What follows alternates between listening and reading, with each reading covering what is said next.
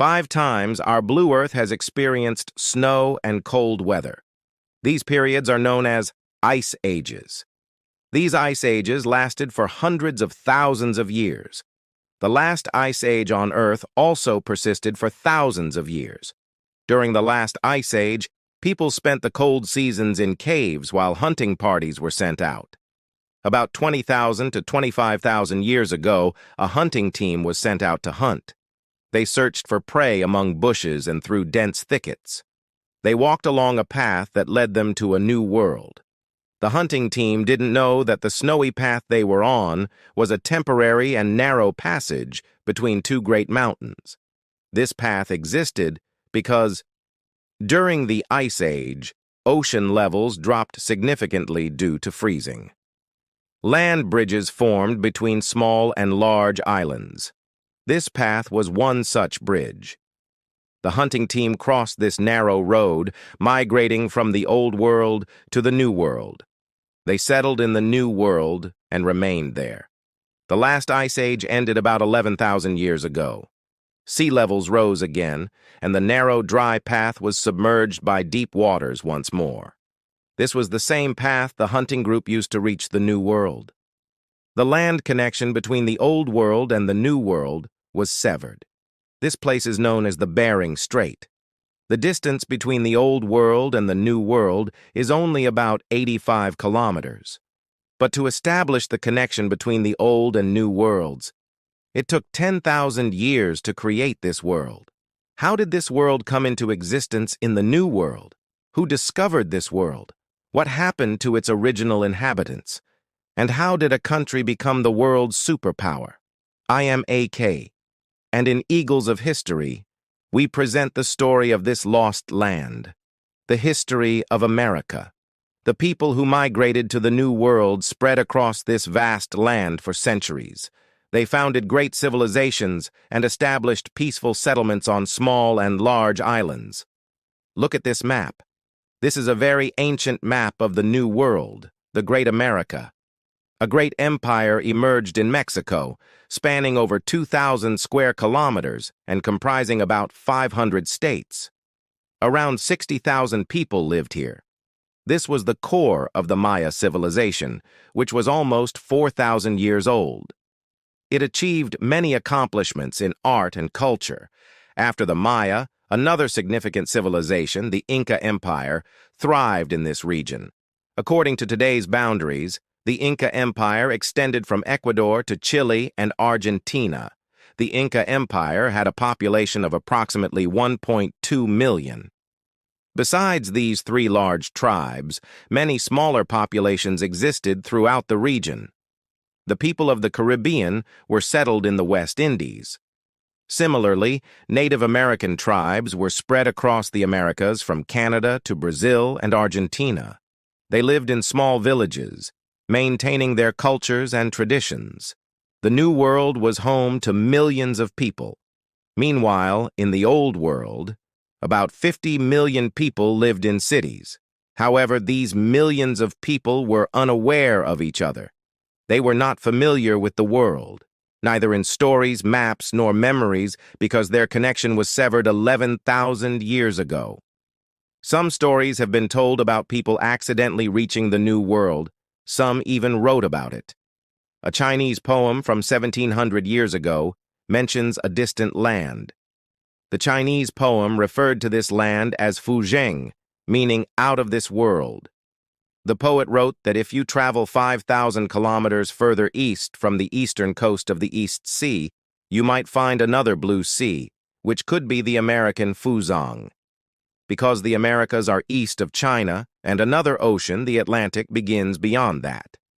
In 458, an Afghan Buddhist monk, Huixin, began his journey eastward from China with 4 friends. He stayed in a foreign land for 40 years and returned, naming the land Fuzhen, according to ancient Chinese traditions. He wrote about his journey, describing the conditions there. Vikings from northern Europe also reached America and established settlements in what is now Canada, particularly in Newfoundland. Models of these settlements still exist there. Some Muslims claim they reached America in the 10th century during the reign of Spanish ruler Abdur Rahman. They allegedly built mosques, settlements, and preached Islam. Hindus also claim that their gods were worshipped by Native Americans. They believe that some Hindu reached America, influencing the ancient American tribes to worship similar gods. So, friends, there are many more claims. But whether these claims are right or wrong doesn't matter. What matters is that if someone had discovered this land and contacted the old world, people would have started coming and going. But this connection was not established by the Chinese, nor by the Buddhist monks, or any Muslim or Hindu explorers. The old and new worlds remained disconnected for thousands of years. People in the old world believed the world ended at the coasts of Europe and Africa, while American tribes thought nothing existed beyond their shores. But then came the 15th century, a period of significant global power shifts. The old world, especially Europe, was forced out of its comfort zone to search for new routes and lands. This shift was driven by Muslim conquests. What was this shift? In the 15th century, Native Americans who had left the old world 25,000 years ago faced powerful and dominant forces. The Roman Empire had been the world's superpower for centuries, ruling over many parts of Asia, but the Roman Empire gradually weakened, leaving only a remnant. What was this empire? The Roman Empire was later known as the Holy Roman Empire. In 1453, the Turks conquered the last remnant of the Roman Empire. The young Turkish Sultan, Mehmed the Conqueror, captured Constantinople, ending the Roman Empire forever. The city was renamed Istanbul. Europe lost its power in the 15th century and was now under the shadow of the Ottoman Empire. Constantinople was not only a crucial military base, but also a sacred city for Europe. It was the center of Orthodox Christianity and the home of Constantine, the first Christian emperor of the Roman Empire. Constantine also built the magnificent Hagia Sophia here. Therefore, Christians across Europe held a special reverence for this city. Apart from its religious significance, Constantinople was also vital for European trade with Asia, especially China. Silk, spices, precious stones, gold, silver, and many other goods were imported from the markets of Central Asia. Now, the Turks had closed the route to the east. Europeans were in distress due to this defeat. The economic situation worsened, leading to widespread poverty and unemployment in Europe. People were so poor that food became scarce. Hungry people abandoned their children, farmers committed suicide or lived in misery. Desperation led people to turn to crime to survive. Crime rates soared, and people walking the streets of Europe would look up at the sky instead of the ground. Criminals would throw stones from windows, hitting passers-by to steal whatever they could from the dead bodies. People had to stay alert to avoid becoming victims. The rich hired guards, but common people suffered. Government authorities were powerless to control the situation. This was the economic collapse of Europe caused by the loss of Constantinople and the closure of trade routes. The second collapse was spiritual. European Christians believed Europe was the home of Christianity. Muslim conquests were gradually reducing Christian territories. They feared that if this continued, Christianity would either disappear or lose its power and status. These were the reasons Europeans, both religious and commercial, sought a new world. But where could they find such a world? They didn't know that a world existed 4,000 to 5,000 kilometers to their west. This world was rich in natural resources like gold, silver, and oil.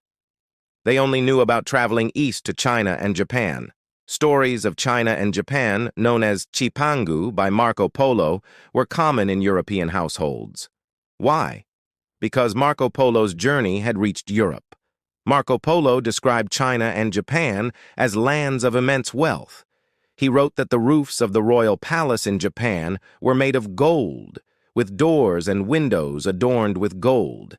He exaggerated tales of China and its Mongol ruler, Kublai Khan. Although Marco Polo's journey was written 150 years earlier, it was a beacon of hope for the struggling Europeans. Marco Polo's journey inspired European youth to find a way to reach China and Japan and obtain the wealth described in his tales.